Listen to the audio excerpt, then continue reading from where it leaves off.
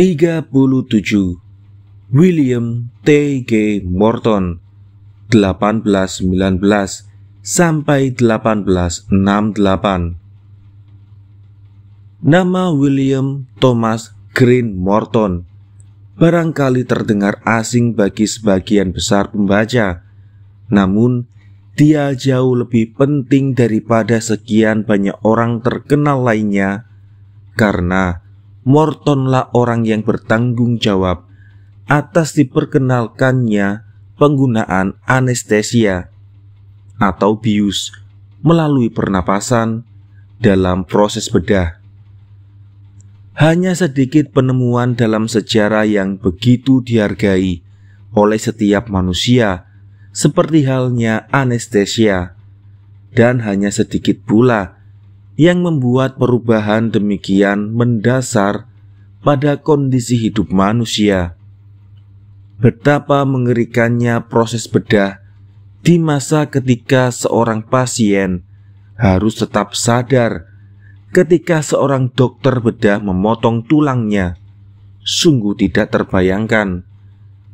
Kemampuan mengakhiri rasa sakit seperti ini jelas merupakan salah satu berkat terbesar yang dapat dianugerahkan seorang kepada sesamanya. Morton dilahirkan pada 1819 di Charlton, Massachusetts. Semasa muda, dia menempuh studi di Baltimore College of Dental Surgery. Pada 1842, dia mulai berpraktik sebagai dokter gigi. Untuk beberapa lama, antara tahun 1842 dan 1843, dia merupakan mitra Horace Wells, seorang dokter gigi yang sedikit lebih tua dan juga berminat terhadap anestesia. Tapi tampaknya kemitraan mereka tidak membuahkan keuntungan dan berakhir di penghujung tahun 1843. Setahun kemudian, Wells mulai bereksperimen dengan nitrogen oksida atau gas tertawa sebagai anestesia. Dia bisa menggunakannya secara efektif dalam praktiknya sebagai dokter gigi di Hartford, Connecticut. Tapi sayangnya, sebuah demonstrasi publik yang coba dilakukannya di Boston berakhir dengan kegagalan. Dalam praktiknya sebagai dokter gigi, Morton mengkhususkan diri pada pemasangan gigi palsu. Untuk melakukannya secara tepat, akar gigi yang lama harus dicabut. Pencabutan seperti itu di masa sebelum anestesia digunakan sangatlah menyakitkan, dan kebutuhan untuk menggunakan anestesia tampak dengan jelas. Morton secara tepat menilai bahwa nitrogen oksida tidaklah efektif bagi tujuannya dan mulai mencari agen pembius yang lebih kuat. Charles D. Jackson, seorang dokter dan ilmuwan terpelajar yang Morton kenal, mengatakan dirinya coba menggunakan ether. Sifat bius dalam ether telah ditemukan lebih dari 300 tahun sebelumnya oleh Paracelsus, seorang dokter dan ahli kimia ternama asal Swiss.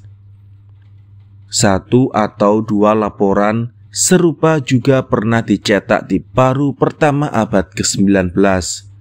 Namun, baik Jackson maupun orang lain yang menulis tentang ether belum pernah memakai bahan kimia itu dalam sebuah proses bedah.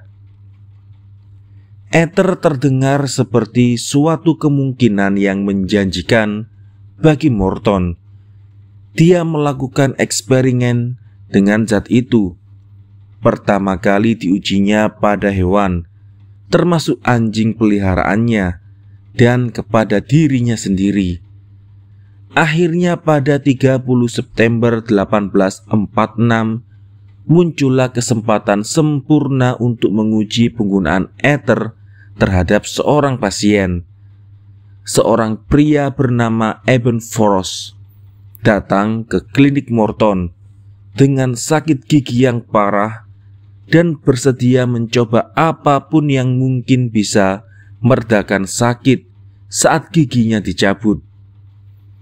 Morton memberi ether kepadanya dan kemudian mencabut giginya. Ketika Frost sadar kembali, dia mengaku sama sekali tidak merasa sakit. Sebuah hasil yang sama sekali tidak terbayangkan sebelumnya.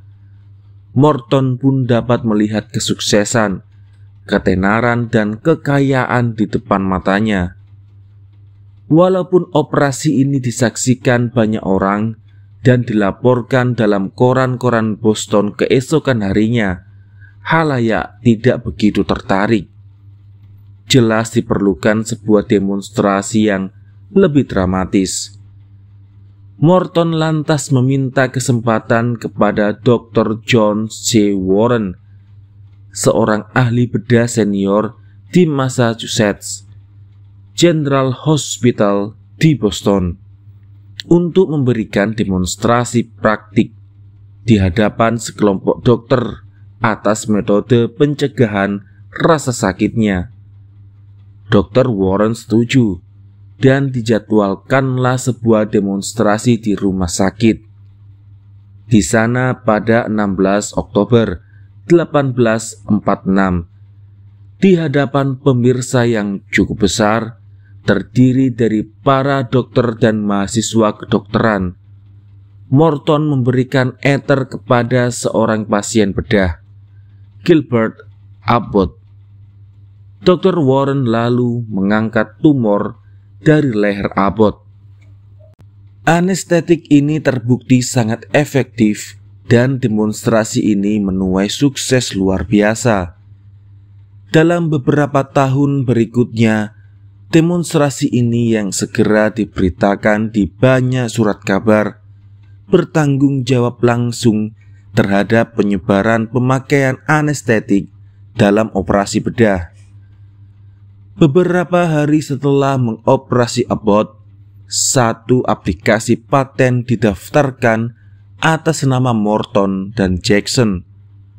Walaupun hak paten diberikan kepada mereka pada bulan berikutnya, itu tidak mencegah terjadinya pertikaian dalam hal prioritas.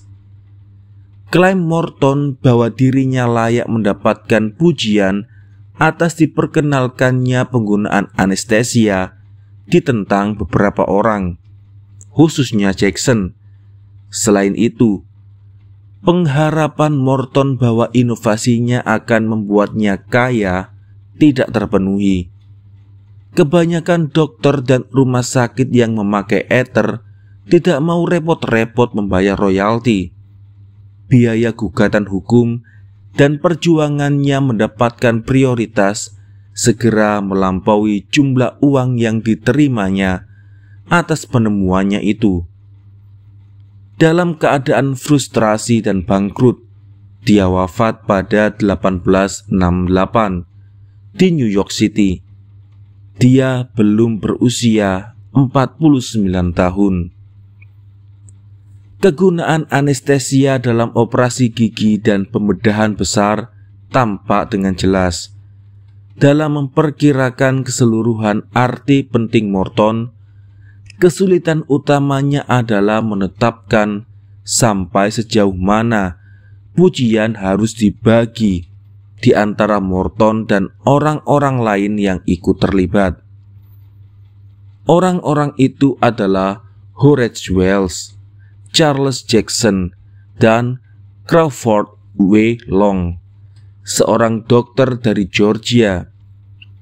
Setelah menimbang fakta-fakta, bagi saya, tampaknya sumbangan Morton jauh lebih penting daripada yang lain, dan saya memberi peringkat yang sesuai untuknya. Memang benar Horace Wells sudah memakai obat bius dalam praktik dokter giginya hampir 2 tahun sebelum Morton sukses menggunakan ether. Tapi bius yang digunakan Wells, nitrogen oksida, belum dan tidak akan membuat perubahan dalam dunia bedah. Sekalipun mengandung beberapa sifat yang sesuai, nitrogen oksida tidak cukup kuat untuk digunakan dalam sebuah pembedahan besar. Zat ini sekarang digunakan dengan kombinasi beberapa obat lain dan juga dalam beberapa macam operasi gigi. Di pihak lain, ether merupakan bahan kimia dengan keefektifan yang mengagumkan dan serbaguna. Zat ini mengubah proses bedah. Dalam kebanyakan kasus individu saat ini, obat yang lebih kuat atau kombinasi beberapa obat daripada ether bisa ditemukan. Namun selama kira-kira 1 abad setelah ether diperkenalkan, ether merupakan anestetik yang paling sering digunakan.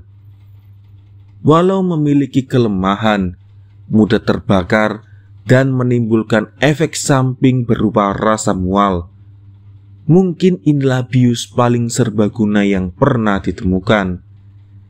Zat ini mudah dipindahkan dan diberikan kepada pasien, serta yang paling penting, menggabungkan kemanjuran dan keamanan dalam penggunaan. Crawford W. Long lahir pada 1815, wafat pada 1878, adalah seorang dokter dari Georgia yang menggunakan ether dalam operasi pembedahan sejak tahun 1842, 4 tahun sebelum demonstrasi Morton. Namun Long tidak mempublikasikan hasil percobaannya sampai tahun 1849, jauh setelah demonstrasi Morton yang membuat kegunaan ether dalam pembedahan dikenal luas di dunia kedokteran. Hasilnya, karya Long hanya menguntungkan sedikit pasien, sementara karya Morton menguntungkan dunia secara luas. Charles Jackson menyarankan penggunaan ether kepada Morton. Dia juga memberi saran dalam hal teknik pemberian ether kepada pasien. Di pihak lain, Jackson sendiri tidak pernah menggunakan ether secara praktis dalam operasi pembedahan. Bahkan sebelum demonstrasi Morton berhasil, Jackson juga tak berupaya menyebarkan apa yang dia ketahui tentang ether pada dunia kedokteran. Adalah Morton, bukan Jackson, yang mempertaruhkan reputasi dengan melakukan demonstrasi publik. Jika Gilbert Abbott meninggal di meja operasi, tampaknya sangat tidak mungkin Charles T. Jackson akan ikut mengklaim tanggung jawab. Di mana William Morton harus ditempatkan dalam daftar ini? Perbandingan yang tepat dapat dibuat antara Morton dan Joseph Lister. Keduanya adalah dokter. Keduanya terkenal karena memperkenalkan teknik atau prosedur baru yang mengubah dunia bedah dan kelahiran bayi. Kedua inovasi ini tampaknya, jika ditinjau ulang, memang sudah menunggu untuk ditemukan. Keduanya sebenarnya bukan yang pertama-tama menggunakan teknik atau prosedur yang dipublikasikan dan dipopulerkan melalui usaha mereka. Dan masing-masing harus membagi pujian atas penemuan ini dengan yang lain. Saya menempatkan Morton lebih tinggi daripada Lister karena saya percaya bahwa dalam jangka panjang diperkenalkannya anestesia merupakan perkembangan yang lebih penting daripada diperkenalkannya antiseptik dalam pembedahan. Lagi pula, sampai tahap tertentu, antibiotik modern bisa menggantikan ketiadaan proses antiseptik dalam proses bedah. Tanpa anestesia, Operasi-operasi yang rumit atau panjang tidak dimungkinkan. Bahkan operasi sederhana kerap dihindari sampai si pasien kemudian terlambat untuk ditolong. Demonstrasi publik pemakaian anestesia yang dilakukan Morton pada pagi hari di Oktober 1846 itu merupakan salah satu momen penting dalam sejarah. Mungkin tiada kata-kata yang lebih baik merangkum pencapaian Morton ini selain tulisan yang terukir pada monumennya.